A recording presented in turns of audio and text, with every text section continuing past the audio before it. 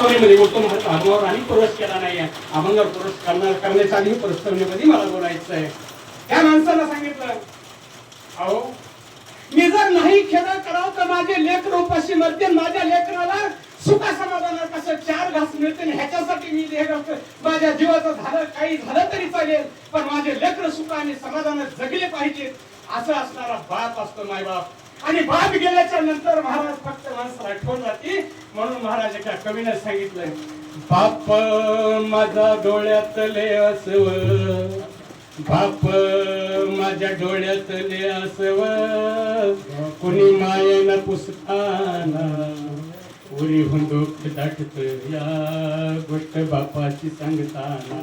जर विचार अन्नाला झालं का कसे काय गेले, टचकून डोळ्यात पाणी येतंय मायबाप. बापाची आठवण आल्याशिवाय हृदय भरून येतंय. मी तुम्हाला सांगेल, मी ह्या प्रस्तावनेमध्येच बोलतो, जसं भगवान श्रीकृष्ण परमात्माला जन्म देणारी देवकी माता होती, पण तिचा गोफऱ्यामध्ये सांभाळ करणारी यशोदामाई होती, तसंच महाराज मी सांगेल, तुम्ही म्हणता की ह्याच्या घरचं काढायला का नाही मायबाप, वाढणारे परिवार आणि वागणारे परिवार एकच आहे म्हणून सांगत आहे. ज्यावेळेस बाबा तुम्ही साक्षर आहेत, माझी आई वारल्याच्या नंतर मायेनं हात फिरवणारी माझी ह्या ठिकाणी यशोदामाई आहे.